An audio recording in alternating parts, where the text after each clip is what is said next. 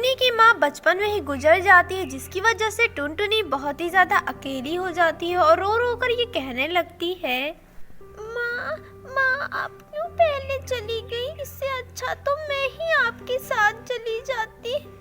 मैं बिल्कुल अकेली हो गई हूँ माँ। इतना कहकर टुनटुनी बहुत ही ज्यादा रोने लगती है और उदास हो जाती है। थोड़ी देर में टुनटुनी की मौसी पिंकी चिड़िया वहाँ पर आती है और टुनटुनी को अपने पास बुलाकर उसे समझाने लगती है और कहती है, टुनी बेटा तू परेशान मत हो, मैं तेरी माँ की बहन हूँ, तुझको अपने साथ ले चलूंगी, तू बिल्कुल चिंता मत कर, मैं अपने साथ रखूंगी तुझे। चल तू मेरे साथ मेरे घर चल, मैं अपनी बेटी की तरह तुझे रखूंगी। इसी तरह कहकर पिंकी चिड़िया टुनटुनी को अपने साथ अपने घर लेकर जाती है। वहाँ पर पिंकी चिड़िया अपनी टुनटुनी को समझाने लगती है, टुनटुनी तू परेशान मत हो, मैं तेरी माँ की तरह हूँ, जिस तुझे जो कुछ चाहिए तू मुझसे कहना और अपनी बहन मानना मेरी बेटी को, दोनों साथ में रहना। फिर उसकी छोटी बेटी नैना कहती है, बहन टुनटुनी देख मैं तेरी छोटी बहन हूँ और तू मेरी बड़ी बहन है, तू मेरे साथ रहना, हम दोनों खूब मस्ती करेंगे और खूब मजे करेंगे, ठीक है? तुझे अकेलापन बिल्कुल महसूस नहीं करने दूंगी मैं। इतना कहकर टुनटुनी और नैना चिड़िया दोनों उड़ जाती हैं और एक तालाब के किनारे वाले पेड़ पर जाकर बैठ जाती हैं और वहाँ पर एक दूसरे से काफ़ी देर बातचीत करती रहती हैं और फिर उन दोनों को भूख लगती है और वो दोनों घर चली जाती हैं।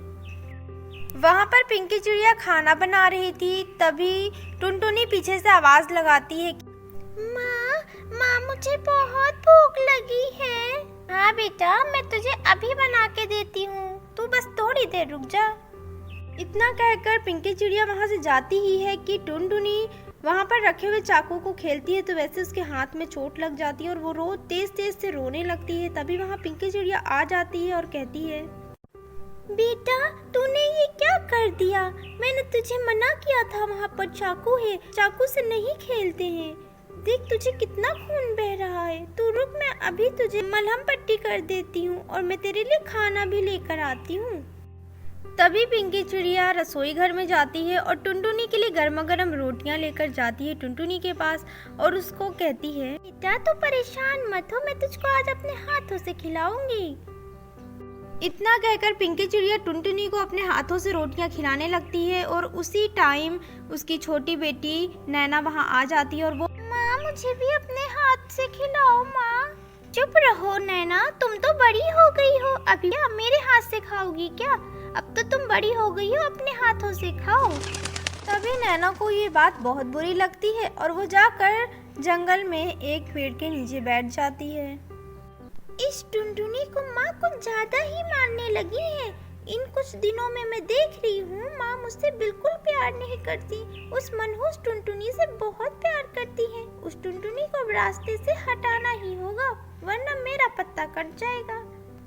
इतना कहकर नैना टुनटुनी को बाहर एक तालाब के किनारे वाले पेड़ पर लेकर आती है।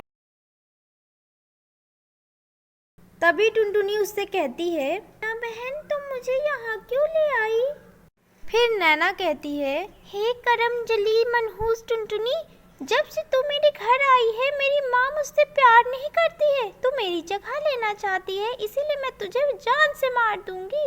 इतना कह के नैना चिड़िया टुनटुनी को तालाब में फेंक देती है और उसका पर काट देती है ताकि वो उड़ ना सके।